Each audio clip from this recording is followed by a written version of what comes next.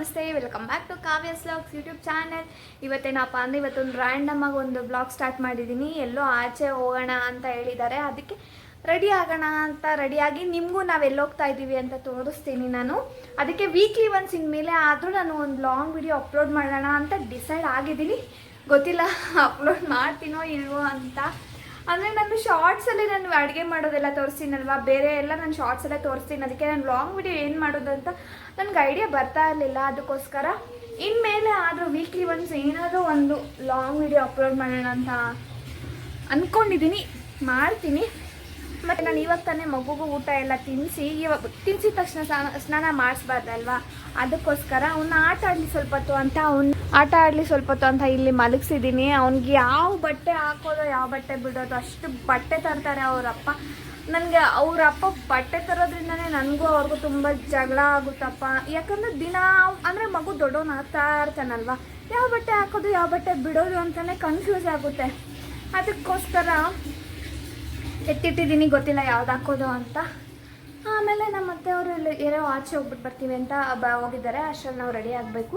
ನನ್ನ ಮಗು ಮನೆಯಲ್ಲಿ ಗೊತ್ತಲ್ವ, ಆಚೆ ಹೋದಾಗ ಏನಾದರೂ ಕ್ಯಾರಿ ಮಾಡಲೇಬೇಕು, ಮಗುಗೆ ಹಾಲು ಸರ್ಲಾಕ್ ಅದೆಲ್ಲ. ಅದಕ್ಕೆ ನಾನು ಇಲ್ಲಿ ರೆಡಿ ಮಾಡಿ ಇಟ್ಕೊಂಡಿದ್ದೀನಿ. ಫಾರ್ಮುಲಾ ಮಿಲ್ಕು, ನನಗೆ ಬಿಸಿ ನೀರು ಮತ್ತು ಮಗುಗೆ ಫೀಡಿಂಗ್ ಬಾಟ್ಲು, ಸರ್ಲಾಕು ಮತ್ತು ಮಿಕ್ಸ್ ಮಾಡ್ಕೊಳ್ಳೋದು ಅಂತ ತೊಗೊಂಡಿದ್ದೀನಿ. ಮತ್ತು ಇದು ಮಗುಗೆ ತುಂಬ ಯೂಸ್ ಆಗುತ್ತಪ್ಪ. ಇದು ನಿಜ, ಒಂಚೂರು ಲೀಕ್ ಆಗೋಲ್ಲ. ಒಳಗಡೆ ಒಂದು ಕ್ಯಾಪ್ ಕೊಟ್ಟಿದ್ದಾರೆ, ಅದನ್ನು ಹಾಕಿದ್ರೆ ಲೀಕ್ ಆಗೋಲ್ಲ. ಮಗುಗೆ ನೀರು ಕುಡಿಯೋದಕ್ಕೂ ಅಷ್ಟೇ ತುಂಬ ಹೆಲ್ಪ್ ಆಗುತ್ತೆ. ಇದರಲ್ಲಿ ಬೇಕಾದರೆ ನಾವು ಸರಿ ಎಲ್ಲ ತಿನ್ನಿಸ್ಬೋದು, ಫೀಡು ಮಾಡ್ಬೋದು. ನಾನು ಇದನ್ನು ನೀರಿಗೆ ಮಾತ್ರ ಇಟ್ಕೊಂಡಿದ್ದೀನಿ. ಆಮೇಲೆ ಒಂದು ಬೌಲು ಸ್ಪೂನು ಹೋಗೋ ಟೈಮಲ್ಲಿ ತಗೊತೀನಿ ಅಷ್ಟೇ. ಇವಾಗ ನನ್ನ ಮಗುನ ಮಲಗಿಸಿದ್ದೀನಿ, ಅವನು ಆಟ ಆಡಲಿ ಅಂತ. ಇವಾಗ ಅವನು ಸ್ನಾನ ಮಾಡಿ ನಾನು ಸ್ನಾನ ಮಾಡಿಕೊಂಡು ರೆಡಿ ಆಗಿ ಸಿಗ್ತೀನಿ. ಇವಾಗ ಫುಲ್ಲು ನಾನು ರೆಡಿ ಆಗಿದ್ದೀನಿ. ನಾನು ನನ್ನ ಮಗುನ ಮತ್ತು ನಮ್ಮ ಅಜ್ಜಿ ಅವ್ರು ಹೊಡ್ತಾ ಇರೋದು. ನಮ್ಮ ಯಜಮಾನ್ರು ಬರ್ತಾ ಇಲ್ಲ, ಯಾಕಂದರೆ ಅವ್ರಿಗೆ ಆಫೀಸ್ ಇರೋದ್ರಿಂದ ಅವ್ರು ಬರ್ತಾ ಇಲ್ಲ. ಅದಕ್ಕೆ ನಾವು 4 ಜನನೇ ಹೋಗ್ತಾ ಇದ್ದೀವಿ. ಅಂದರೆ ನಾವು ಕ್ಯಾಬಲ್ಲಿ ಹೋಗ್ತಾ ಇದ್ದೀವಿ. ಗೊತ್ತಿಲ್ಲ ಅಲ್ಲಿ ಯಾವ ಥರ ಇರುತ್ತೆ ಅಂತ. ಅಲ್ಲಿ ಹೋದ್ಮೇಲೆ ನಾನು ವೀಡಿಯೋ ಮಾಡಿ ತೋರಿಸ್ತೀನಿ. ಆದಷ್ಟು ವೀಡಿಯೋ ಮಾಡೋದಕ್ಕೆ ಟ್ರೈ ಮಾಡ್ತೀನಿ. ನನ್ನ ಚಾನಲ್ನ ಸಬ್ಸ್ಕ್ರೈಬ್ ಮಾಡ್ಕೊಳ್ಳಿ ಪ್ಲೀಸ್. ಲೈಕ್ ಮಾಡಿ, ಶೇರ್ ಮಾಡಿ, ಕಮೆಂಟ್ ಮಾಡಿ. ಎಷ್ಟು ಚೆನ್ನಾಗಿ ಒಳಗಡೆ ನಿಂಗೆ ಇರುತ್ತವಾ, ಅವ್ರು ಇರ್ತಾರ ಅಮ್ಮ ಹುಡುಗಿ. ತುಂಬಾ ಚೆನ್ನಾಗಿತ್ತು. ಅಂದರೆ ಅಕ್ವೇರಿಯಮ್ ಅಂದರೆ ನಾವು ನೋಡೇ ಇರೋಲ್ಲ ಲೈಫಲ್ಲಿ, ಎಷ್ಟು ಚೆನ್ನಾಗಿರೋ ಮೀನುಗಳಿರುತ್ತೆ ಅಲ್ವಾ, ಇರುತ್ತೆ. ನನಗೆ ಎಕ್ಸೈಟ್ಮೆಂಟು ಯಾವಾಗ ನೋಡ್ತೀನೋ ಅಂತ. ಫಸ್ಟ್ ಟೈಮ್ ನೋಡ್ತಾ ಇದ್ದೀನಿ ನಾನು. ನನಗಂತೂ ತುಂಬಾ ಖುಷಿ ಆಯಿತು. ಒಳಗಡೆಗೆ ಹೋದಾಗ ಎಂಟ್ರೆನ್ಸೇ ಎಷ್ಟು ಚೆನ್ನಾಗಿ ಅನ್ನಿಸ್ತಾಯಿತ್ತು ನನಗೆ.